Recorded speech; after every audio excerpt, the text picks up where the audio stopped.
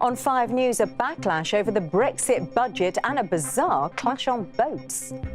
You are no fisherman's friend. As Nigel Farage and Bob Geldof stage a standoff on the Thames, George Osborne warns of tax rises and spending cuts, sparking controversy on both sides. Also, Disney World horror. A 2-year-old boy is dragged into a lagoon by an alligator as his parents fight to save him. It didn't need to be like this, and I just want to apologise to all the BHS people who've been involved in this.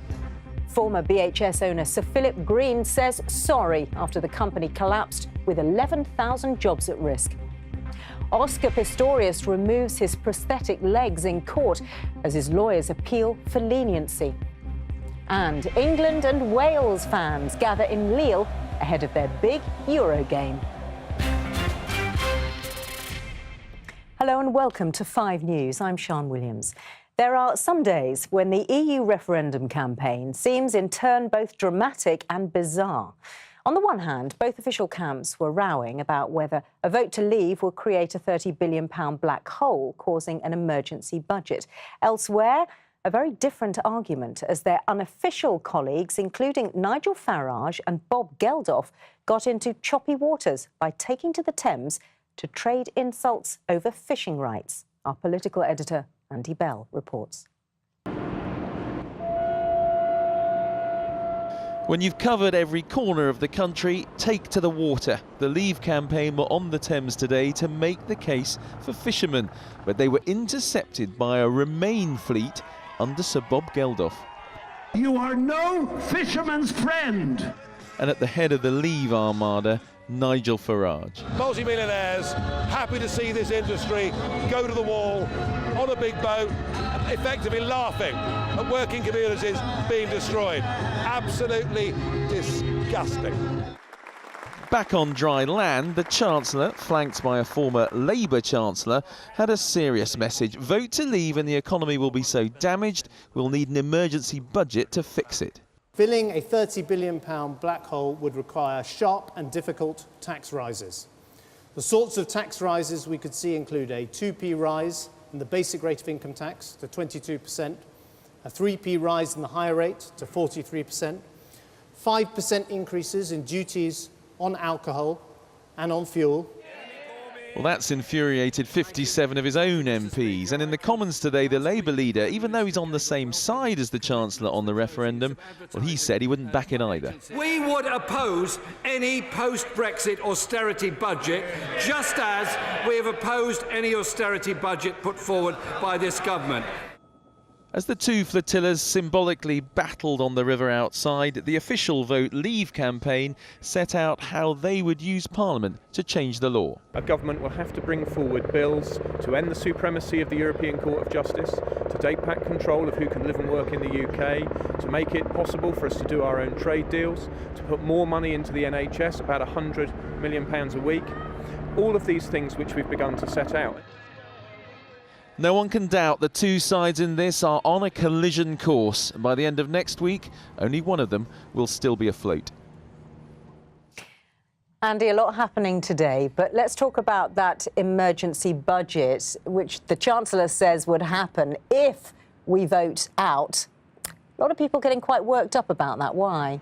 Absolutely, Sian. I have to say, I think realistically the chances of us ever seeing a budget like that are pretty slim. Look at the opposition from Jeremy Corbyn, look at the opposition from those Conservative MPs as well. I think what George Osborne is doing by drawing up what he calls this emergency budget is simply trying to bring home to people in as direct a way as he can what he would see as the personal cost of the decision if Britain were to vote to leave. Now, this has absolutely infuriated those 57 MPs on his own side. They have written a letter where they say that if George Osborne tried to put through such a budget, his position as Chancellor would be untenable. There is a huge clash once again going on inside the Conservative Party. George Osborne has provoked that clash with this emergency budget he's put forward today, but he clearly thinks it's worth doing because things are getting so tight and so close now in this referendum race. Andy, thank you. A major search is taking place at a Disney resort in Florida for a 2-year-old boy who's been dragged into a lagoon by an alligator. Officials say the boy was snatched as he paddled by the shore of the Seven Seas lagoon. His parents made desperate attempts to grab him, but failed. Jessica Amari reports. Search teams gather at the scene of an unexpected tragedy. A little boy has been snatched by an alligator and dragged into the lake. He was paddling in the shallow water on a family holiday in Disney World. This 2-year-old child was playing at the edge of the water, probably about a foot or so into the water, when this alligator came up and attacked the child. The father did his best. He tried to rescue the child, however, to no avail, and the gator swam away with the child, unfortunately, and I have not been able to locate that child. A major rescue operation is underway with more than 50 officers, 2 marine units and wildlife experts trained in catching alligators. But there's still no sign of the toddler. The boy was snatched by the alligator from Walt Disney World Resort in Orlando. He was playing at the edge of the Seven Seas Lagoon, right outside the Grand Floridian Hotel. That's just 1 stop away from Magic Kingdom. Disney World say it's working with the authorities to try and recover the boy. Everyone here at the Walt Disney World Resort is devastated by this tragic accident. Our thoughts are with the family. We are helping the family and doing everything we can to assist law enforcement. Wildlife officers say alligator attacks are rare, but they've already found and killed 4 alligators in the lake where they're searching for the toddler. As the hours stretch on, sheriffs insist there's little chance of finding him alive. Jessica Omari, 5 News.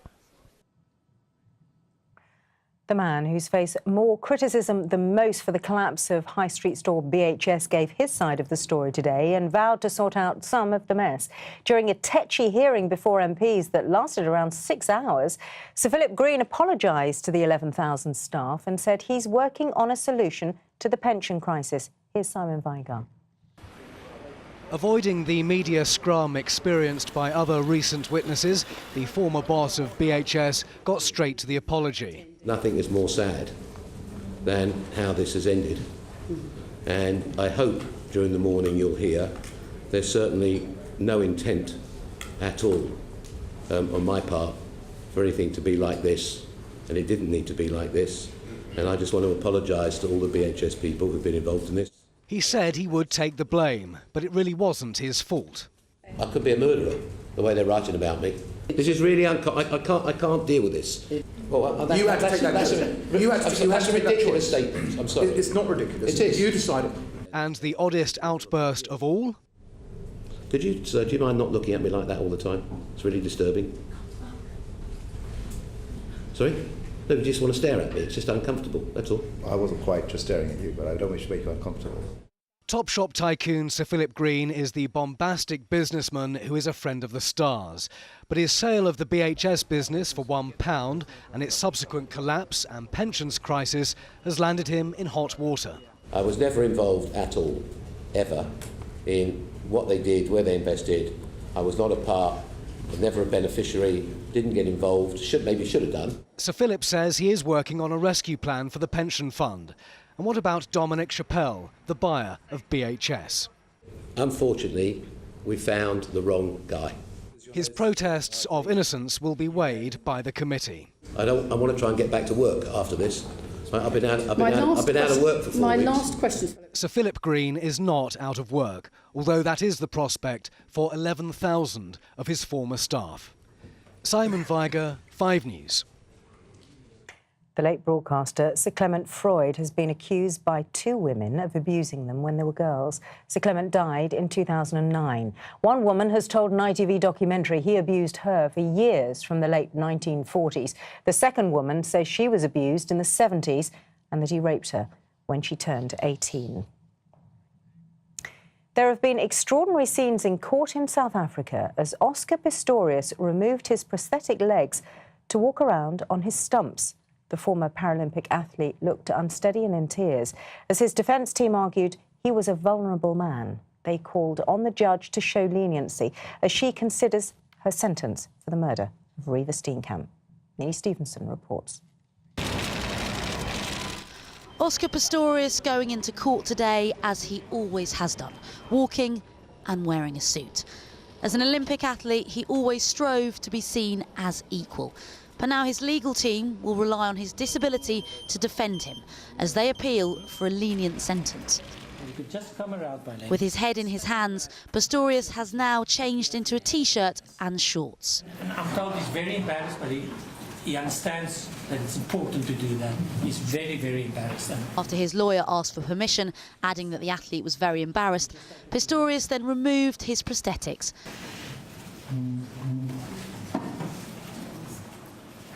If you can maybe just stand on my side where I can see him and talk to you. As he struggled to walk to the front of the court.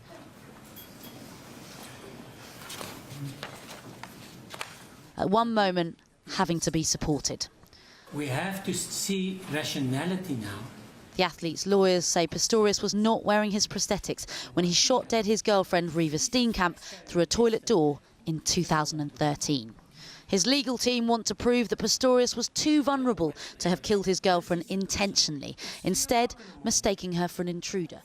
It comes as Reeva's cousin described in court the scars left by the model's death, as she claims Reeva never loved Oscar. I could see she was bubbly, I could see she was excited, and I could see there was a fondness for Oscar, but I did not see any love. The hearing ends on Friday. Pistorius will be sentenced for Reeva's murder on the 6th of July, when the runner could face up to 15 years in prison. Minnie Stevenson, 5 News. Still to come on the programme. The shocking number of children watching pornography online. We hear from teenagers about the pressures they're under. It'll be like someone sent you a text message and you just click on it and all of a sudden this video is just there. And security is tight as Russian fans arrive in the same town as thousands of England and Wales supporters. All that and more after the break.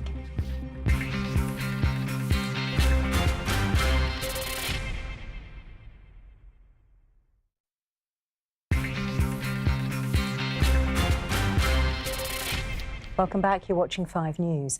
The wife of the Orlando gunman has been taken in for questioning as the investigation into the massacre continues. Today, a witness has told 5 News he saw Omar Mateen acting suspiciously for at least 3 hours before the attack. The man, who left minutes before the shootings began, said Mateen had been walking constantly around the outside of the gay club. Julian Drucker reports now from Orlando. There's people out here, but they're all scattered all over the place. 4 years before he'd murder 49 people, Omar Mateen's job was to keep Americans secure. They're hoping for more oil to come out. This TV documentary footage has been discovered of him working for G4S following the Gulf of Mexico oil spill. As the authorities attempt to work out the motivation behind his barbarism, new details have emerged of his behaviour in the hours before the massacre. 5 News has spoken to one man who says he watched Mateen over several hours on Saturday night, acting strangely outside the Pulse nightclub. It was 10:30 at night, and when I was leaving and I saw a suspicious man, it was 1:45 in the morning. So for around 3 hours he was outside? Pretty much. So he was outside for a while, probably just masterminding how he was going to do the whole thing. This was Jacoby inside the club just 45 minutes before the attack, and not long before he decided to leave. I just saw someone dressed in black with a black hat, just kind of walking around the perimeter. He just looked really creepy to me and just looked kind of weird and odd. So that's kind of when I noticed at first that something didn't seem right to me at all. Honestly, the expression that I would say, even if he had one, was lifeless. No emotion at all. Under the hood here, Mateen's widow, Noor Salman, could face charges after claims she was aware of her late husband's plans.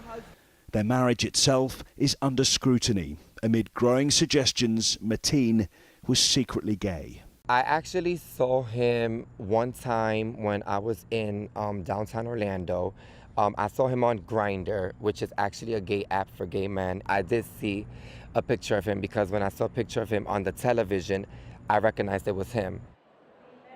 The impact of what he did on that one night will be felt for generations. Julian Drucker, 5 News, Orlando. Well, Donald Trump has said he will now call for tighter gun laws in the wake of the massacre. The Republicans have long resisted tightening the rules, but today he said he'll meet America's powerful gun lobby to discuss banning people on terror watch lists from buying weapons. It's a survey that may confirm parents' fears. Almost all children have seen pornography by the time they're 14, and many of them now copy what they see. The report warns there's a real danger that young people are becoming desensitised to what they're watching. Catherine Jones has been speaking to one group of school pupils about their concerns. 2/3 of children our age have seen pornography. Half of boys think it's realistic. And 2/5 of girls do. And more than 1/3 of 13 and 14-year-olds want to copy what they've seen. It's the internet that's teaching our children about sex, according to the most extensive research so far on the impact of porn on teenagers. These 14 and 15-year-olds from Collingwood College in Surrey wish they were better equipped to deal with what they stumble across. It'll be like someone sent you a text message and you just click on it and all of a sudden this video is just there. No one wants to be the inexperienced one, I guess. I think school could definitely cover it more because they just tend to cover like reproduction and sex education. We should be shown maybe safer and more in-depth videos about what happens during sex, because then people would be less interested in going off and finding it on their own. Watching porn might make you feel pressured to buy an express ticket on the tryout train. Information videos like this one can highlight the damaging impact of exposure to porn, but campaigners say parents must have the courage to raise the subject. Children are growing up thinking that porn is real, and they're taking that into their sex and relationships. So parents really must have this conversation, otherwise their children will grow up with a warped sense of sex and relationships. We're doing a pilot study on this. Collingwood College is trialling new lessons which focus on respect and gaining consent. But in every school, sex education has to fight for space in a packed curriculum. There is a pressure to get academic qualifications, but I do think we need to spend more time making sure that our students are well-rounded, that they're confident, that they look after their bodies and they know their bodies belong to them. This research shows many teenagers have come to believe pornography is a true representation of sex that they should try to emulate. Parents and schools both have a responsibility to try to correct that view. Catherine Jones, 5 News. The Duke of Cambridge is appearing on the cover of the UK's leading gay magazine, Attitude.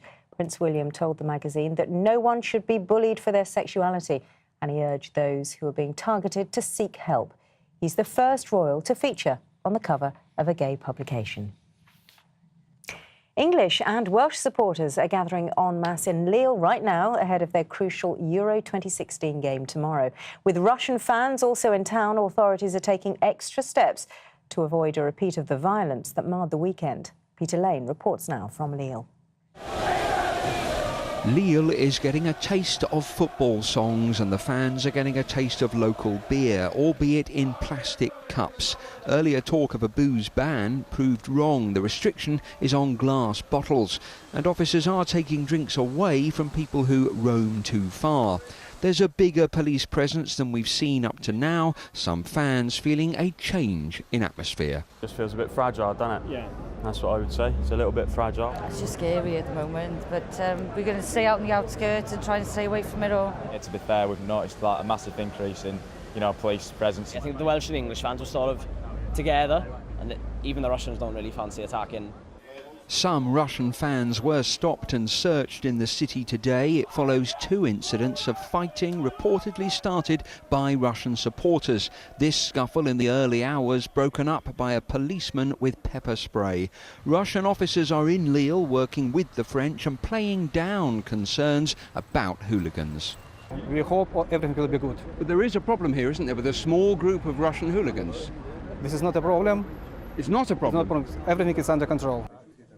The local security chief monitoring the city explained things in footballing terms. We won't let our guard down, he said. We've won the first half, but the second half remains. That's Wednesday into Thursday, when Russian and English fans cross paths. Despite the backdrop of a huge security operation here, most fans just want to enjoy themselves. I don't think any of the wives wanted us to come, but it's a lads' weekend or a week, innit? We had no qualms about coming, no. No, not Can't take you seriously with that massage. For these travelling fans, the serious business comes tomorrow when England play Wales. So, Peter, what's the atmosphere like there now? Well, fingers crossed, Sian, things do seem better today, although as we've learned, that can change pretty swiftly and it only takes a couple of people to do it. More Russian fans have been arrested and are to be removed from Lille, and the Russians have complained to the French today, summoning the ambassador to Moscow, describing what they called anti-Russian sentiments and complaining about security. Well, there are plenty of police on the streets, plenty of fans trying to have a good time. Peter, thank you. Before we go, Matt's joined us to tell us what's coming up on 5 News tonight. Hello there. Hi, Sian. We've got more on that Oscar Pistorius sentencing hearing and then the extraordinary moment when he took off his prosthetic legs. Some critics are accusing him of playing games with the court. We'll hear from a journalist who's covered the entire case about how significant that was. We're also discussing that decision of Prince William to become a cover model for Attitude. The editor of the magazine will be here with me. Look forward to that. Thank you. Now, Sian Welby has the weather. I'll see you again tomorrow at 5. Goodbye for now.